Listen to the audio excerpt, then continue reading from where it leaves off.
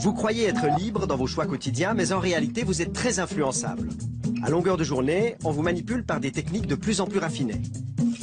Fini les vieilles affiches gentiment suggestives, la pub d'aujourd'hui malaxe vos neurones à coups d'émotions fortes, très fortes.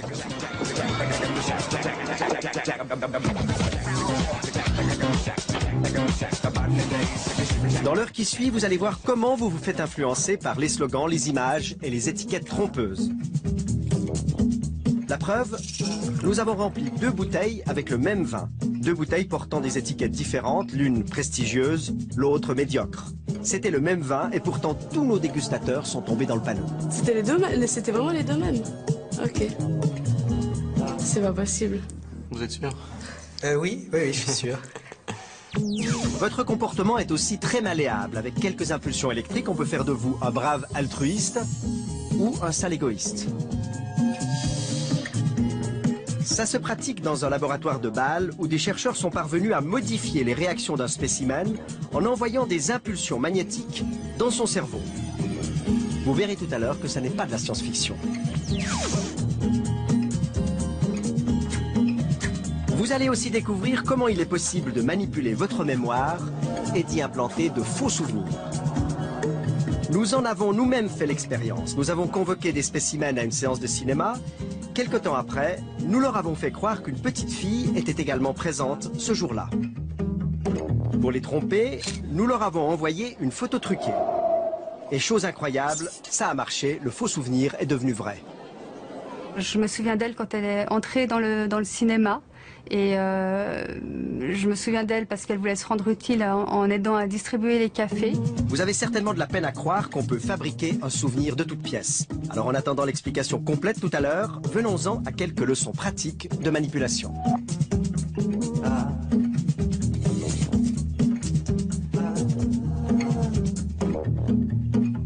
Bonsoir. Tout au long de cette émission, vous allez voir des expériences de manipulation très surprenantes. À longueur de journée et quasi en permanence, nous sommes mis sous influence. Dans ce café, par exemple, vous allez assister à une scène très banale. Un couple qui déjeune tranquillement à une table. Mais en réalité, en quelques minutes, plusieurs techniques de manipulation vont être utilisées. Regardez. J'ai trop mangé. Ça a été un petit dessert? Oh non. On a la tarte aux framboises de maman si jamais elle est succulente. Oui, bon bah finalement d'accord. Allez. Je ferai un régime demain. Ouais. En fait, chérie, pour cette manif sur le partage des tâches, t'as réfléchi? Écoute, franchement, défiler en tenue de ménage avec un aspirateur à la main, c'est pas trop mon truc. Mais il nous faut des hommes qui jouent le jeu dans cette manif, sinon il n'y aura pas de photos dans la presse. Enfin, je veux pas te forcer, hein. Tu es tout à fait libre d'accepter ou non. Bon, d'accord. C'est vraiment pour te faire plaisir. Bon, voilà là d'ici. Ça c'est pour vous. Ah, bah 12 francs la mousse. J'espère que c'était des framboises bio. Bon, tu reprends un bonbon? Qu'est-ce que je reste comme pourboire? 4 francs? Bon, allez, 5. Maintenant, on va revoir cette scène avec un psychologue spécialiste de la manipulation qui va nous la décortiquer en 3 moments clés. Ça a été un petit dessert? Oh non. On a la tarte aux framboises de maman si jamais elle est succulente. Il utilise une technique qui est bien connue et qui consiste à avoir un contact, mais pas n'importe quel contact. Contact en général, c'est entre le coude et l'épaule, entre 1 et 2 secondes, sans effleurer, sans broyer. Et ce contact permet d'augmenter la probabilité de voir les gens faire finalement ce qu'on attend d'eux. Oui, bon bah finalement d'accord. Allez. Je ferai un régime demain. Il nous faut des hommes qui jouent le jeu dans cette manif, sinon il n'y aura pas de photos dans la presse. Enfin, je veux pas te forcer, hein. Tu es tout à fait libre d'accepter ou non. Mais là également, ce qui est utilisé, c'est une technique qu'on connaît bien, qu'on appelle le « vous êtes libre d'eux » et qui consiste à doter d'un statut de décideur, de sujet libre, la personne dont on recherche le concours. Alors on peut utiliser des formules comme « évidemment vous êtes libre », mais on peut également utiliser d'autres formules comme « surtout ne vous sentez pas obligé » ou « c'est à vous de décider, c'est à vous de voir ». Dans tous les cas, on a le même résultat. Les gens déclarés libres se soumettent davantage. C'est-à-dire, en d'autres termes, ils font librement ce que vous souhaitez les voir faire et qu'ils n'auraient pas fait spontanément. Bon, d'accord. C'est vraiment pour te faire plaisir. Bon, voilà là d'ici. Ça c'est pour vous. Vous connaissez l'expression donnant, donnant. Le serveur ne fait rien d'autre qu'activer une norme de réciprocité. Il fait quelque chose pour vous qu'il n'était pas obligé de faire et il attend en retour de vous quelque chose que vous n'étiez pas obligé de faire. Qu'est-ce que je laisse comme pourboire? 4 francs? Allez, 5. Les petites techniques de manipulation sont omniprésentes dans le commerce. Le vendeur sait par exemple que l'acheteur est plus sensible à une baisse de prix affichée en pourcentage qu'en valeur absolue. Autre exemple, certaines marques de voitures diffusent un parfum sentant la voiture neuve dans leur voiture justement neuve pour qu'elles sentent encore plus cette odeur si typique de voiture neuve. Les clients adorent ça. On est dans un pays qui passe son temps à compter, mais on n'a jamais... Et à propos de clients, Sophia, vous la reconnaissez, c'est la journaliste très rationnelle de l'émission économique de la TSR. Elle passe ses journées à parler chiffres, budget et autres comptes transitoires. Et bien une fois la porte du boulot fermée, ses envies et ses passions lui font perdre la raison. Exemple, lors d'une soirée de vente à domicile entre copines. Moi, j'étais partie en me disant, je vais dépenser maximum 200 francs. Ce qui me semblait déjà une coquette somme pour des bougies. Hein. Puis quand je suis passée à la caisse, j'en avais pour, je crois, 450 francs. Mais comment Sophia en est-elle arrivée à dépenser 2 fois plus que prévu? Tout s'est passé selon un scénario bien rodé. Sans s'en rendre compte, Sophia s'est peu à peu retrouvée dans un engrenage qui l'a poussée à en acheter beaucoup.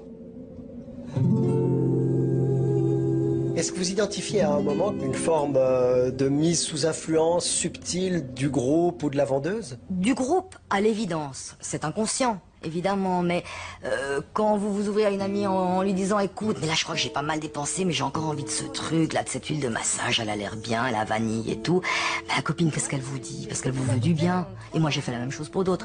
Achète, allez au point où tu en es, achète. Et puis le rôle de la vendeuse dans cette séance-là en particulier, mais finalement elle est assez effacée. Elle crée un décorum et ensuite elle laisse que les choses se passent. Et de temps en temps, par petites touches comme ça, elle s'approche de quelqu'un qui est en train de lorgner du côté du catalogue et puis elle lui donne un petit renseignement.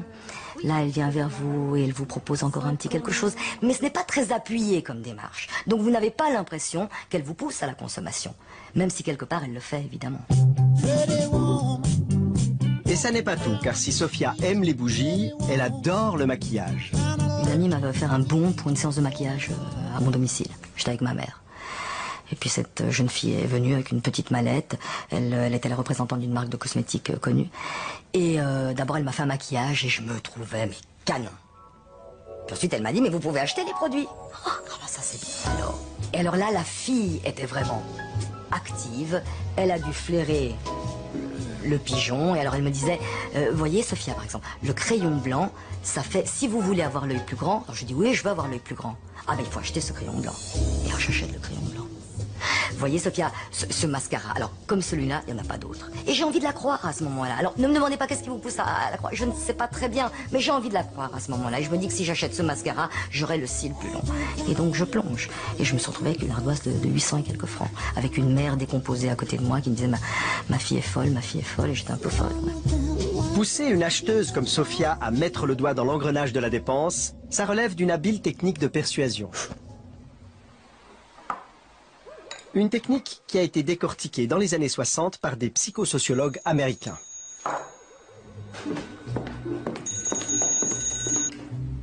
Hello, the Johnson residence. Ils se sont livrés à une expérience devenue fameuse.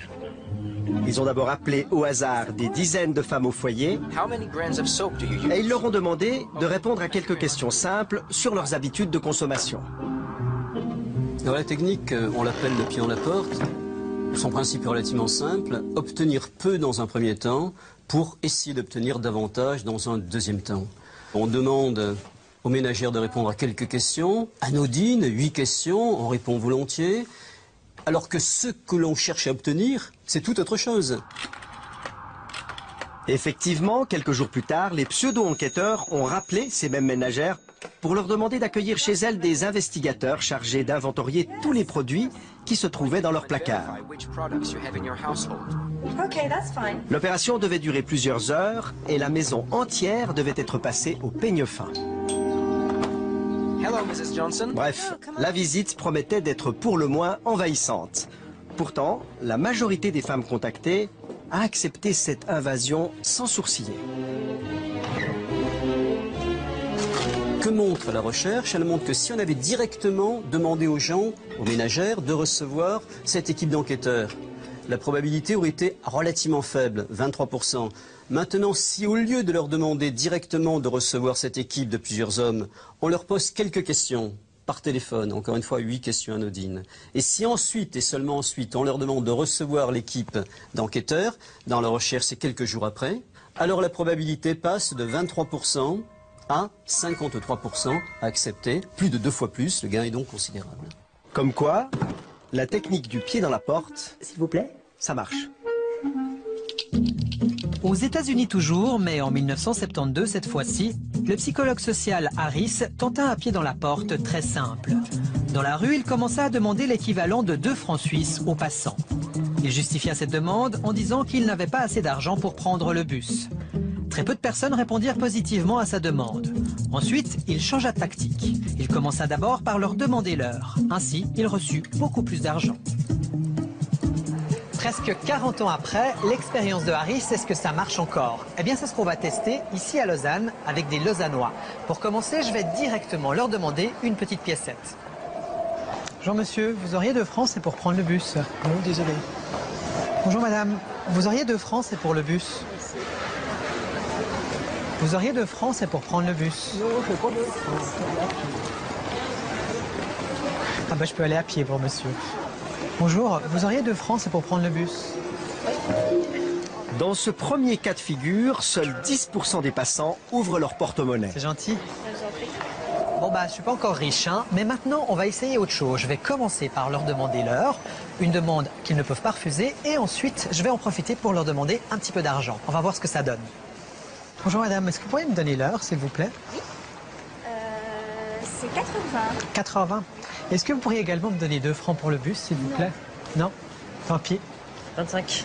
4h25. Est-ce que vous auriez juste 2 francs pour le bus? Je sais pas. Dans ce deuxième cas de figure, 40% des passants, soit 4 fois plus que tout à l'heure, sont prêts à donner de l'argent après avoir donné l'heure. Voilà. Merci beaucoup. De rien. Au revoir. Au revoir. Rien de plus. J'ai pas de monnaie du tout. Désolée. Tant pis. Au revoir. Cette proportion de 40%, on la retrouve dans la plupart des études scientifiques. C'est vrai? C'est gentil. Parfait. Merci beaucoup. Au revoir. Eh ben, incroyable, ça marche. J'ai 6 francs dans les mains. Alors la prochaine fois, si vous avez quelque chose à demander à votre femme ou à votre mari, vous avez intérêt à leur demander l'heure d'abord. Chérie, j'ose te demander l'heure, s'il te plaît? Bien sûr, mon ange. Il est 22h35. Merci. J'ose te demander le livre sur les couples qui durent. Je me suis dit que ce serait bien que je le lise aussi. Bien sûr, mon lapin. Tiens, voilà. Merci.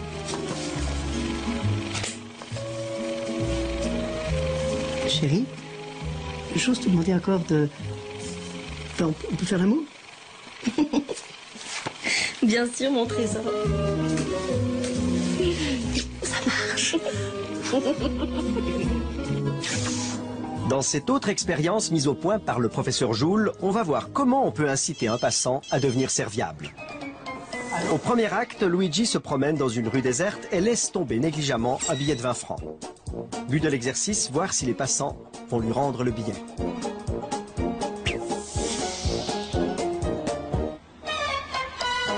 Il court.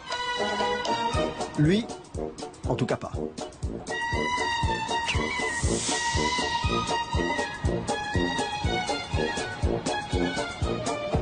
Et celui-là non plus, de toute évidence. Et si on change de rue? Ah, une femme. Oui, allô? Oui? Ok, oui. Très bien. Oui? Bien essayé, mais pas très insistante. Non, pas forcément.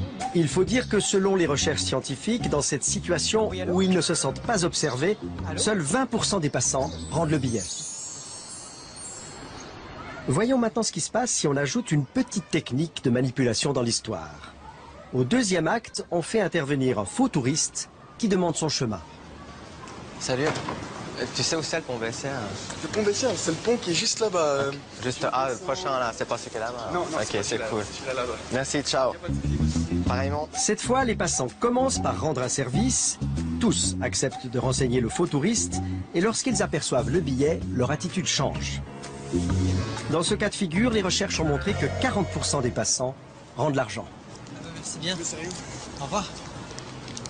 Tout se passe comme si le premier comportement avait permis à la personne d'établir un lien entre ce qu'elle a fait et ce qu'elle est, à savoir serviable. Elle n'était pas obligée d'expliquer où se trouve la gare, où se trouve le cours Mirabeau, ou la tour Eiffel. Elle n'était pas du tout obligée. Elle l'a fait. Elle ne l'a pas fait pour obtenir une récompense. Elle ne l'a pas fait pour éviter une punition.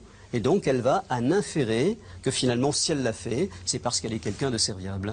Et au coin de la rue, voilà une opportunité qui lui permet effectivement de se montrer qu'elle est effectivement serviable. Suivez le pavé. Ok. Merci beaucoup, monsieur. Au revoir. Lorsqu'on demande aux gens pourquoi vous avez réagi de cette façon-là, et les gens se drapent dans leur dignité pour vous dire mais enfin je suis comme ça. C'est dans ma nature d'eux. Vous voyez, donc il n'y a pas forcément conscience du processus par lequel ils ont été amenés à faire ce qu'ils ont fait, mais ils en appellent directement à ce qu'ils sont. C'est gentil. En d'autres termes, cessez de croire que vous êtes serviable et demandez-vous plutôt ce qui vous pousse à l'être. Merci beaucoup, madame. C'est gentil. Merci. Quand il s'agit de manipulation, on peut dire que l'habit fait le moine.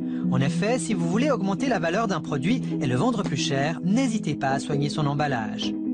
Une expérience a démontré que le même article de journal mis en page dans le canard à sensation Le Blick ou dans la très respectée NZZ peut être à la fois considéré comme très léger ou au contraire comme très sérieux.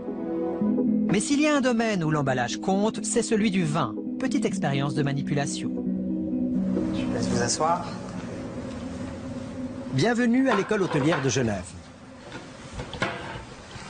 Donc l'idée aujourd'hui, c'est de vous faire déguster 4 pinots noirs de régions différentes. Vous allez les goûter les uns après les autres, me donner votre impression rapide, et puis à la fin, le meilleur des 4 et puis le moins bon. Pour cette dégustation expérimentale, il faut d'abord sélectionner 2 bouteilles contenant des vins très différents. En l'occurrence, un pinot noir suisse-allemand, jeune et peu connu, et un bourgogne millésimé 2005, reconnu pour être un excellent cru.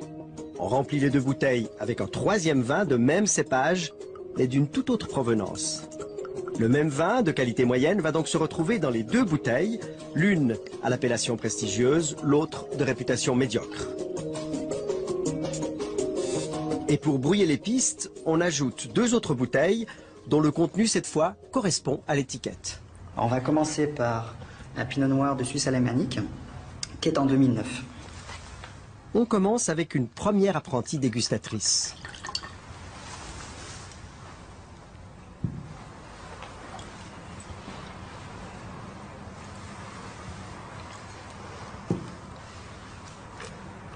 Il est bien de Suisse alémanique, on sent. Vous sentez là? Qui rappelle les terroirs de là-bas. Bon, bah c'est déjà bien parti. Suivante. Moi, je dirais qu'il est très léger.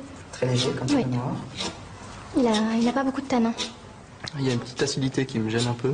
C'est le premier goût, hein. Un peu sur la tour. Très bien, on vous fait grâce des appréciations sur le 2e vin qui nous intéresse moins et on passe à la 3e bouteille. Donc le 3e va être un Gevrey-Chambertin, un premier cru en Bourgogne, 2005. Ce grand Bourgogne qui, rappelez-vous, est exactement le même vin que celui de la première dégustation. Voilà, il y a tout de suite plus, on sent que c'est autre chose, on sent que c'est un peu plus structuré déjà. Plus de structure, plus de longueur. Oui, tout aussi, tout à fait, oui. Oui, je préfère, oui. Préféré. Bon, je pense que c'est dû aussi au millésime 2005, c'est plus vieux. Moi, je trouve qu'il a un bon équilibre général. En bouche, peut-être un peu plus rond. Donc là, on a quelque chose d'un cran au-dessus. Un cran au-dessus. À mon avis. Donc 2005 aussi, le millésime c'est pas mal sur la structure du vin. Le meilleur des 4 serait... Moi, j'ai préféré le 3e. C'est-à-dire le Gevrey-Chambertin. Et puis celui le moins bon. Moins plu, c'est le Suisse allemand de 2009. Le premier. Donc le Suisse allemand, le premier, en 2009. Comme Boris, certains étudiants ont à la fois détesté et adoré le même vin. La faute à l'étiquette et à tout ce qu'elle représente. Le premier, c'était un vin de Suisse alémanique. Donc on peut dire peut-être des préjugés négatifs parce qu'on ne connaît pas le produit. À l'opposé, le Gevrey-Chambertin, c'est un des vins les plus connus au monde, qu'on soit expérimenté ou pas, et on va se laisser influencer. Donc on va mettre dès le départ la barre un petit peu plus haut avec cette étiquette. Je pense que tout le monde peut se faire avoir, qu'on soit bon ou mauvais. Et en l'occurrence, ici, vous aviez d'excellents étudiants. Mais que ce soit ces étudiants-là ou d'autres personnes, on peut très bien se faire avoir avec cette présentation, cette mise en scène des étiquettes. Bon, allez, il est temps de leur dire la vérité. Mais en réalité, il y avait 2 fois le même vin dans ces bouteilles. Qu'est-ce que ça vous fait? C'était les deux, c'était vraiment les deux mêmes. Ok. C'est pas possible. Si, c'est possible. Vous êtes sûr? Oui, je suis sûr. C'est fou. Ça vous semble fou? Ouais. Ça fait peur un peu. Le manque d'objectivité par rapport à ça c'est étonnant. Vous, Boris, vous êtes plutôt du genre influençable dans la vie?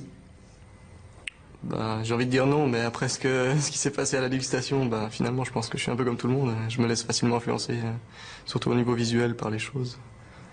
J'essaye de garder un peu d'authenticité dans mes choix, mais c'est pas toujours facile. Et même après avoir découvert la supercherie, nos spécimens ont encore de la peine à croire qu'ils ont dégusté 2 fois le même vin. Pour eux, il y avait réellement une différence de goût. Et ça me surprend parce qu'il y avait quand même une différence pour moi entre le premier, donc le pied.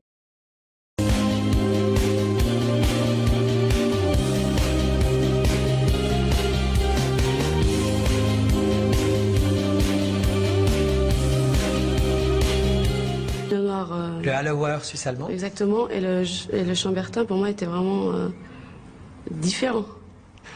C'est vrai que j'ai pas l'impression qu'ils avaient vraiment le même goût et le même nez, donc ça perturbe un peu. Ce phénomène de goût altéré, Ilke Plasman le connaît bien. En 2008, cette chercheuse allemande a procédé à une expérience similaire à la nôtre. Sauf qu'elle, elle a testé l'influence non pas de l'étiquette, mais du prix sur l'appréciation d'un vin.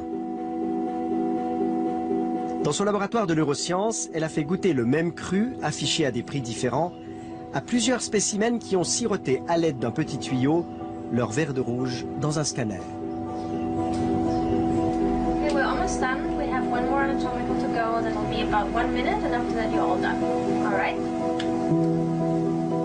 Ilke Plasman a ainsi pu dépister les réactions cérébrales des dégustateurs et trouver des réponses à ses hypothèses de départ. Nous avions 2 hypothèses différentes. L'une était que si le vin est plus cher, on l'apprécie davantage. C'est ce que nous appelons rationaliser. On goûte et on se dit, celui-là est cher. Il devrait donc être meilleur que le vin bon marché. Notre deuxième hypothèse était que la différence de prix peut modifier la perception elle-même du goût. Nous avons découvert que sur un plan neurologique, le prix de la bouteille change véritablement la manière dont les goûteurs perçoivent la saveur du vin. Donc ils ne pensent pas seulement que le vin cher est meilleur, ils le ressentent aussi, parce que la partie de leur cerveau qui détecte les sensations et les saveurs agréables leur en donne le signal neurologique.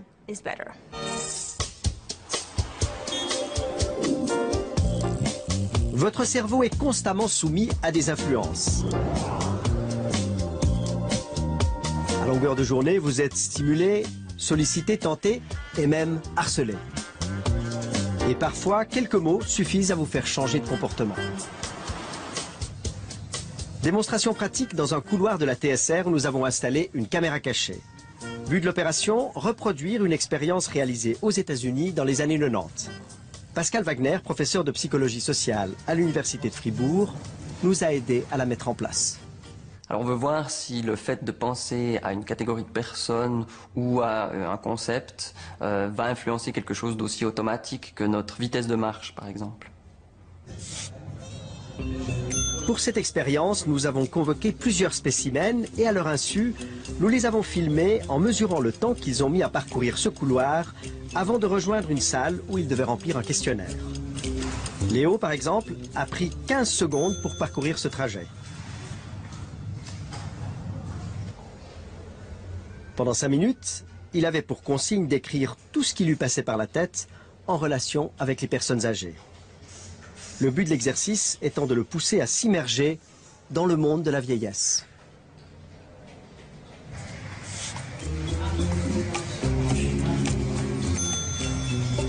Une fois l'exercice terminé, nous avons calculé le temps que Léo a passé pour parcourir le couloir dans l'autre sens.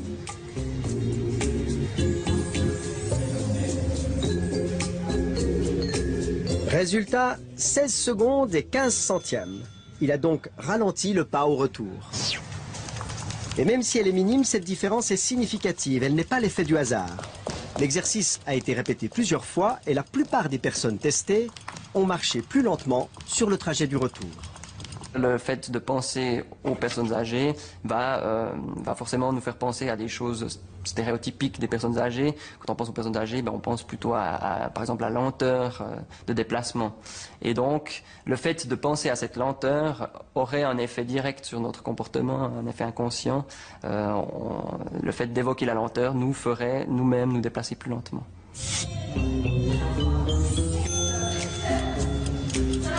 Le simple fait de penser à des personnes âgées a donc modifié le comportement de nos spécimens.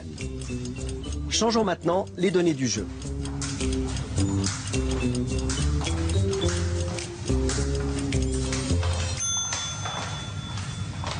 Et regardons ce qui se passe si on remplace le questionnaire sur la vieillesse par un questionnaire sur la vitesse des athlètes et des sprinters.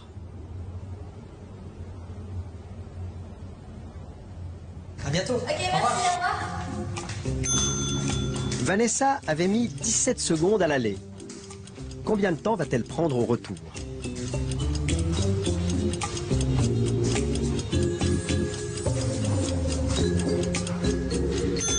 15 secondes, 2 secondes de moins. Cette fois aussi, nous avons répété l'exercice plusieurs fois. Et aussi fou que cela puisse paraître, selon le questionnaire qu'ils ont reçu, nos spécimens se sont transformés en vieillards ou en sprinters. Attention, non! Ça garde la main!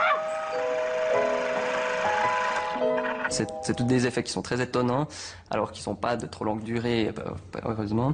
Et par exemple, ou de penser à l'agressivité, ça nous rend un peu plus agressifs. De penser au chaud ou au froid, ça change un peu notre évaluation des autres. On les perçoit comme plus chaleureux ou plus froids, justement. Et donc, c'est tout à fait étonnant, ces effets de nous penser sur notre comportement. D'abord parce qu'ils sont inconscients, donc on remarque pas du tout ces influences-là.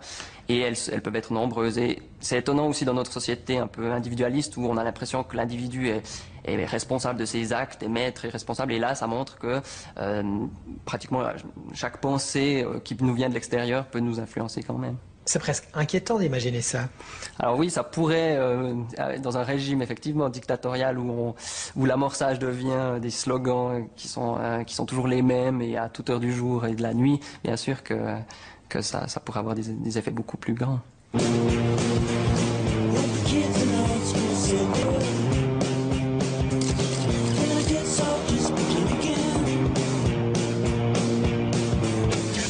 La publicité est bien entendu le domaine où l'influence joue un rôle capital. Influencer le consommateur, le pousser à acheter telle ou telle marque plutôt qu'une autre, voilà le défi de toute campagne publicitaire. Aujourd'hui, les spécialistes savent que pour vendre un produit, il est quasi inutile d'avancer des arguments rationnels, mais qu'il faut plutôt toucher nos émotions. Les subtilités de la pub n'ont plus de secret pour Martin Lindström. Ce jeune quadra danois, virtuose en marketing, est devenu le gourou des plus grandes marques de la planète. Coca-Cola, Nestlé ou encore Microsoft font régulièrement appel à lui. Lindström est un adepte du neuromarketing. Et pour savoir ce que vous pensez, vous les consommateurs, il ne recourt ni aux sondages ni aux statistiques. C'est votre cerveau qui l'intéresse. Plus nous arriverons à comprendre précisément le comportement inconscient, plus ce sera facile de contrôler les préférences des consommateurs pour une marque plutôt que pour une autre. Pour observer l'impact des pubs dans la tête des consommateurs, Martin Lindström s'est servi d'un électroencéphalogramme. Il a mesuré la réaction cérébrale de dizaines de téléspectateurs qui regardaient la version américaine de la Nouvelle Star. Une émission sponsorisée par plusieurs marques qui cherchaient à se profiler. Pour certaines, ça a été le vide. Ford était en fait la marque qui a le moins bien réussi. Pourquoi? Eh bien, c'est très intéressant. D'abord, on se demande ce qu'une voiture a à faire avec un concours de chant. Tout à coup, les téléspectateurs voient une voiture au milieu du show et ils pensent « mais ça n'a rien à voir ». Et chose intéressante, cette pensée n'apparaît pas dans la partie consciente de leur cerveau, mais dans leur inconscient. C'est presque comme s'ils se disaient « hé, je suis en train de regarder une émission en ce moment, pourquoi diable doit-elle être interrompue par une voiture ?» Alors le cerveau se dit à lui-même, comment est-ce que je peux me débarrasser de cette information? Et il se débarrasse du nom de la marque, Ford.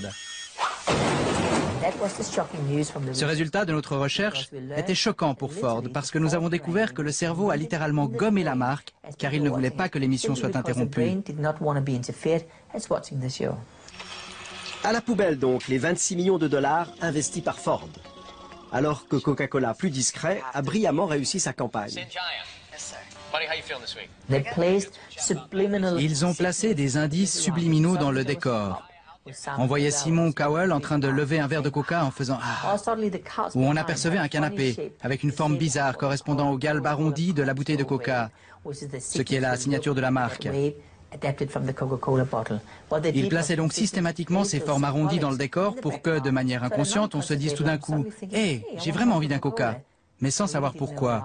Et le fait de ne pas savoir nous rend moins sceptiques, et ainsi il y a plus de chances qu'on court vers le frigo pour y prendre un coca. La publicité allusive peut être diablement efficace. Martin Lindström l'a expérimenté lui-même. Nous avons fait une expérience avec une marque de cigarettes connue. Nous avons installé 2 affiches dans Los Angeles. Sur l'une, il y avait un cow-boy qui regardait le paysage. Sur la deuxième affiche, il y avait le même cow-boy, mais cette fois-ci avec le nom de cette marque. Et devinez ce qui s'est passé. Avec le logo, l'impact publicitaire était 2 fois moins efficace que sans le logo. On sait donc aujourd'hui que si on vous dit le nom d'une marque, vous êtes moins influencé parce que vous devenez méfiant. Vous vous dites « Hey, ils veulent me persuader d'acheter plus, mais je ne veux pas ». Mais en voyant le cow-boy, vous pensez « Hey, j'ai envie d'une cigarette ». Et dans ce cas, vous êtes sous influence. Les pubs les plus percutantes au monde sont des pubs sans logo.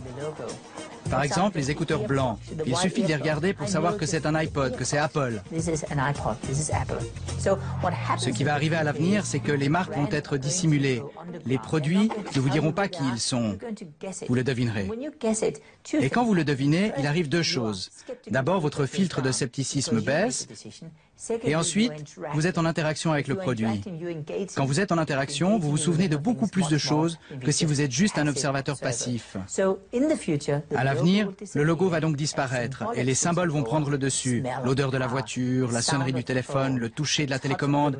Et toutes ces choses vont raconter une histoire indirecte sur la marque et c'est vous qui allez deviner qui c'est. On fait disparaître les logos et on fait appel à d'autres sens que l'ouïe ou la vue. Désormais, c'est votre odorat qu'on titille. Exemple, dans un supermarché. Les grandes surfaces ne placent pas la boulangerie près de l'entrée parce que c'est la meilleure place pour y faire du pain. En réalité, c'est le pire endroit du point de vue opérationnel. Mais sur le plan sensoriel, c'est un endroit idéal. Parce que l'odeur du pain qui sort du four est irrésistible. L'odeur est le seul stimulus sensoriel qui contourne la partie rationnelle de notre cerveau. Il touche directement aux émotions. On ne peut pas y résister. On se dit, je commence à avoir faim. Et évidemment, plus on a faim, plus on achète. Lutter contre l'influence de la pub, c'est la bataille de David contre Goliath. Et dans cette histoire, David s'appelle Rémi Douat et il vit à Paris. Moi, en tant que passant, en tant que citoyen, en tant qu'individu dans la ville, je me sens agressé par cette publicité. Moi, je ne suis pas un anti-pub fervent. Je trouve que c'est normal de communiquer sur ce que chacun dans la cité fait. Voilà. Et parmi ces choses, il y a des produits, donc on communique sur ces produits. Mais là, on a passé, depuis de nombreuses années maintenant, une étape supérieure où tout est communication et tout est publicité. Lorsqu'il se promène en ville, Rémi a l'habitude de passer tout droit devant les vitrines qui pourraient le séduire. Mais pour nous, et à titre exceptionnel, il s'est arrêté devant l'une d'entre elles, histoire de nous expliquer sa vision des choses. Ce qu'on voit simplement dans cette vitrine, en regardant comme ça, c'est que c'est très peu cher. Et le peu de qualité, entre guillemets, du décor peut donner l'impression qu'en effet, ça va être un magasin pas cher et qu'on a tout intérêt à rentrer là-dedans. En fait, on est très tenté de rentrer. D'ailleurs, nous aussi, on était tentés de rentrer, mais avec une caméra, ça n'a pas été possible. Le magasin veut protéger ses techniques de vente bien rodées. C'est donc Rémi qui va nous en parler sur le trottoir. C'est en fait une technique d'identification poussée à son maximum, où en fait on a affaire non pas à des vendeurs, mais on a affaire à des potes, qui sont des individus, qui sont tous fringués différemment, et qui ont des cheveux voilà, qui pourraient me ressembler, qui l'un va avoir un piercing, l'autre va avoir une crête sur la tête, et on va se dire... je peux me reconnaître dans celui-là, pas dans celui-là, mais dans celui-là, je me reconnais. Alors que dans un magasin où on aura une homogénéité chez les vendeurs, si vous vous reconnaissez pas, ben, ils sont pas de votre bande. Donc il y a une distance automatique qui se crée. Et là, ce qui se joue, c'est tout différent. C'est quelque chose de l'ordre de la proximité immédiate. Je me sens manipulé, mais je résiste, quoi. Je résiste. Alors, c'est une démarche personnelle qui consiste à se dire, attention, qu'est-ce que je suis en train de voir, qu'est-ce que je suis en train d'entendre, et qu'est-ce que j'en fais. C'est une lutte, voilà, c'est une lutte pour que cet acte d'achat soit le plus possible le fruit de mon désir et de mon choix, et non pas qu'on m'impose d'avoir des désirs qu'en réalité je n'ai pas. Par exemple, l'iPhone qui envahit aujourd'hui le marché, on voit bien que l'esthétique de la communication de la marque qui fait ça m'est tout à fait destinée, enfin à moi et mes contemporains. Un certain nombre va être la cible de ça, et ça me met en colère, hein, parce que je me reconnais dans ce qu'ils font. Jusqu'à présent, j'ai toujours pas acheté, ni l'iPhone ni l'iPad. Je me reconnais dans ce qu'ils font. Autour de moi, on me dit, t'as toujours pas d'iPhone, t'as toujours pas d'iPad. Donc c'est de la publicité en rhizome, ça c'est de la publicité rampante, en fait, et dont, en fait, mes prochains, dont les concitoyens, mes voisins, sont les relais, eux aussi. Donc là, vous êtes tenté? Oui, je suis tenté, ouais. J'avais beaucoup d'affection pour la publicité d'il y a 50 ans. Acheter le savon, blabla. Je trouvais ça très bien. Quand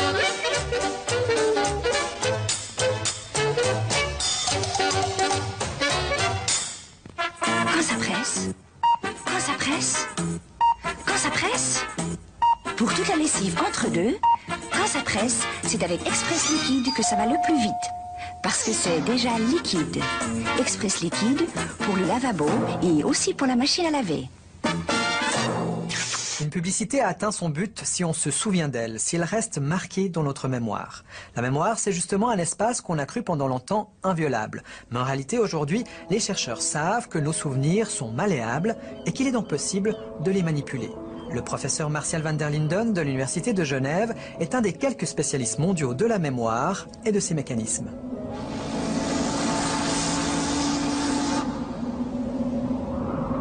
Ce que j'ai en mémoire, est-ce que c'est quelque chose que j'ai imaginé ou est-ce que c'est quelque chose que j'ai réellement vécu?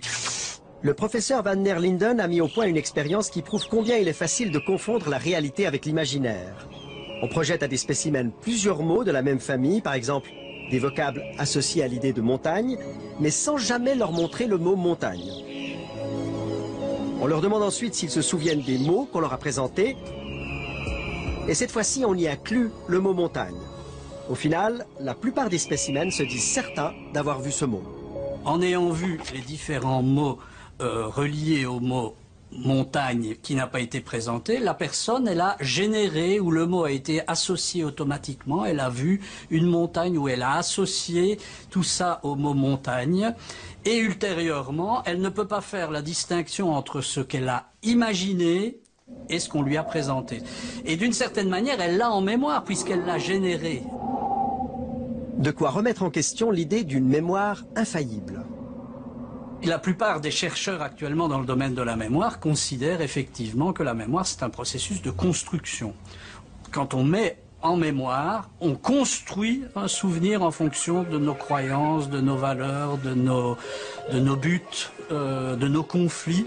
Et de la même manière, quand on récupère un souvenir, on va récupérer ce qui correspond à nos buts, nos croyances, nos valeurs. Donc c'est vraiment un processus de construction. On est loin de la métaphore de l'ordinateur ou de l'appareil photographique. Vous voulez dire quoi, du disque dur qu'on aurait... Voilà, on construit nos souvenirs. Une chercheuse américaine a poussé l'exercice plus loin. Elle a réussi à implanter sciemment dans la mémoire de plusieurs personnes le souvenir d'événements qui ne s'étaient jamais produits. L'une des choses qui m'a impressionnée, c'est que lorsque nous avons essayé d'implanter des souvenirs totalement faux dans la tête des gens, j'ai pu constater à quel point c'était facile à faire. Par exemple, nous avons réussi à faire croire à des gens que lorsqu'ils avaient 5 ou 6 ans, ils s'étaient perdus dans un centre commercial, en leur mentionnant un lieu précis et en citant des personnes présentes. Nous avons réussi à ce que ces gens se souviennent de cette expérience qui était totalement inventée. Et pour y parvenir, nous leur avons dit que leur mère ou leur père nous avait raconté ce qui leur était arrivé quand ils avaient 5 ou 6 ans. Et nous leur avons demandé ce dont ils se souvenaient. Ensuite, nous leur avons raconté quelques détails de cette histoire inventée. Cette expérience de s'être perdu, d'avoir peur, d'avoir pleuré, et puis d'avoir été retrouvés et remis à leur famille. Quand nous avons fait ça pour la première fois dans les années 90, une personne sur 4 a cru à notre histoire et s'est mise à se souvenir partiellement ou totalement de cet événement inventé. Dans une autre expérience, des chercheurs ont emprunté une photo tirée de l'album familial de plusieurs spécimens. À partir de cette image et grâce à un montage, ils ont créé de toutes pièces une photo représentant un tour en montgolfière. Quelques jours après, les scientifiques ont demandé aux spécimens de se replonger dans leur enfance et de commenter leur album. En voyant la photo truquée, une bonne partie d'entre eux se sont souvenus de leur voyage en montgolfière alors que celui-ci n'avait jamais eu lieu. Et plus étonnant encore, ils l'ont raconté avec de nombreux détails. Nous avons donné un nom à ce phénomène. C'est une inflation de l'imagination. Parce que notre recherche a démontré qu'en incitant par exemple des gens à imaginer qu'ils étaient tombés quand ils étaient petits et avaient cassé une vitre avec leurs mains, on les amène à être plus confiants et à croire plus tard que cet événement est réellement arrivé. C'est donc à ça que peut aboutir l'imagination. Et lorsqu'on demande plus tard à ces gens s'ils ont cassé une fenêtre, ça résonne en eux comme quelque chose de familier. Ils croient que c'est vraiment arrivé. Mais cette familiarité est due au fait qu'on leur a fait imaginer cet événement en les aidant à construire ce processus imaginaire. Nous avons essayé, nous aussi, d'implanter un faux souvenir dans la tête de quelques spécimens avec lesquels nous avions tourné une séquence dans un cinéma. Quelques mois plus tard, nous les avons invités à un apéritif. À cette occasion, nous leur avons raconté une fausse anecdote soi-disant survenue lors du tournage. Nous leur avons fait croire que Luna, une petite fille devenue notre complice pour l'occasion, était présente dans le cinéma ce jour-là. Moi, je me souviens de toi, Luna. Et qu'elle avait renversé du café sur le pantalon de Luigi. Heureusement que tu te rappelles toi aussi. Au cinéma, vous étiez là, vous, quand Luna nous servait les cafés, puis c'est avant qu'on tourne, quoi. C'était la Elle a renversé le truc. Pour bien implanter ce faux souvenir dans leur mémoire, nous avons utilisé une vraie photo du tournage, mais en y ajoutant la petite Luna. Durant l'été, nous avons envoyé ce photomontage parmi d'autres photos souvenirs à nos spécimens. À l'automne, nous leur avons demandé de nous raconter quelques anecdotes sur le tournage. Bonjour. La présence de la petite Luna, allait-elle faire partie de ces souvenirs? Notre expérience a-t-elle marché? Comme je suis arrivée, elle devait être à la caisse. Donc je l'ai juste aperçue. Elle était dans la cage à l'entrée, où il y avait les biscuits, où on servait les cafés. Hein. Mais après, je me rappelle vraiment pas. Caroline, elle, ne se souvient pas de la tache de café, mais elle garde un souvenir très précis de Luna. Alors, Luna, je me souviens plutôt comme une petite fille un peu timide. Je l'ai pas personnellement beaucoup côtoyée pendant cette journée-là. Je me souviens d'elle quand elle est entrée dans le cinéma. Et je me souviens d'elle parce qu'elle voulait se rendre utile en aidant à distribuer les cafés. Donc elle a été rejoindre Chloé dans la petite cuisine et à la cafetière. Et par la suite, je l'ai personnellement pas beaucoup vue, mais je me souviens d'un moment en fait où elle était un peu recroquevillée vers Chloé, un peu. Donc je l'ai sentie assez timide en fait, et c'est l'image que j'en ai gardée d'elle. C'était une petite fille, visage un peu triste, en tout cas un peu fermé vers la machine à café. Durant cette interview, ce qu'on a essayé de faire avec vous, c'est de vous faire rappeler d'un souvenir qui est faux. Parce que la petite fille qui est sur cette photo, c'est une photomontage. C'est un photomontage. Il n'y a jamais eu de petite fille ce jour-là au cinéma. J'y crois pas. On l'a inventée de toutes pièces, cette petite fille. Et peu à peu, vous êtes arrivé à vous en souvenir. Si c'est vrai, je tombe des nues et je me rends compte à quel point à quel point on est manipulé. Et là, ça me vexe un petit peu, en fin de compte. Si c'est vraiment vrai, je sais plus trop où est la vérité de la fiction. Et je suis impressionnée de voir à quel point on peut croire à une histoire aussi facilement. C'est-à-dire que la manière dont ça a été discuté, qu'on en a reparlé, pour moi, ça avait vraiment eu lieu. Ça avait vraiment eu lieu. Même si je l'avais pas vu moi-même, et heureusement que j'ai pas essayé de faire croire que je l'avais vu moi-même, parce que sinon je me sentirais encore plus mal. Mais c'est comme si vous vous en rappeliez de cette petite fille, ce jour-là. Complètement, tout à fait. Et j'ai vraiment l'impression, mais non, elle était là, je suis sûre qu'elle était là. Parce que je la revois vraiment vers la machine à café, donc j'ai vraiment cette image extrêmement présente à l'esprit. Donc j'ai de la peine à imaginer qu'elle puisse ne pas avoir été là ce jour-là. Pour vous, elle était là? Pour moi, elle était là.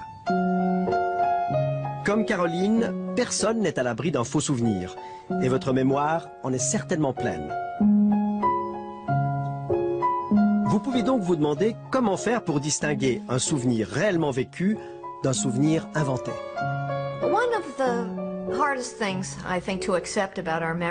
L'une des choses les plus difficiles à accepter concernant notre mémoire, c'est que, sans vérification, il n'y a aucun moyen valable de savoir si un souvenir est vrai ou s'il est produit de l'imagination, des rêves ou d'un autre processus.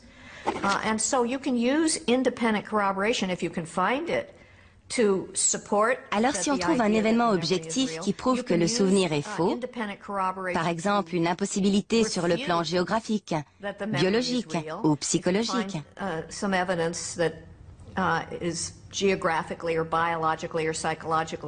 alors on sait que ce souvenir est inexact. Mais sans cet événement objectif, il est quasiment impossible de faire la différence entre un vrai souvenir et un faux.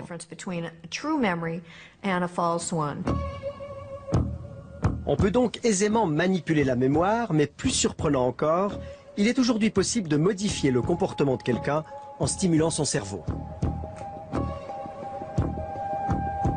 C'est l'exploit qu'a réalisé Daria Knorr, professeure au département de psychologie sociale et affective de l'université de Bâle. Cette neuroscientifique de réputation internationale connaît de près les méandres du cortex préfrontal latéral, une zone qui joue un rôle important dans la prise de décision.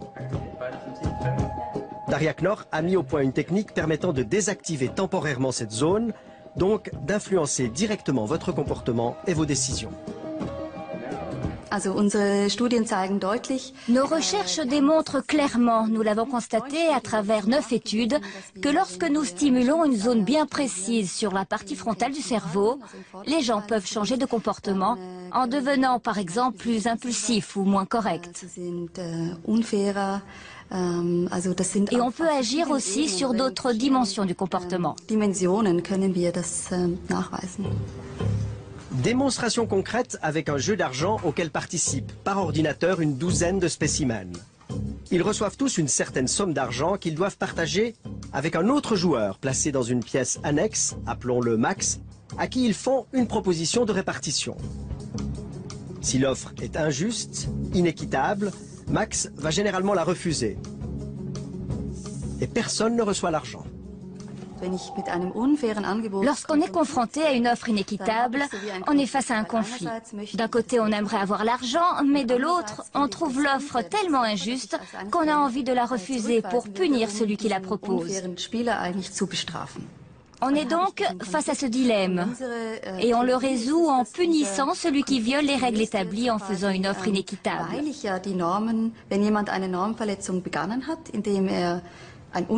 Mais pour le punir, il faut pouvoir contrôler ses propres pulsions égoïstes et rejeter l'offre, donc renoncer à avoir l'argent.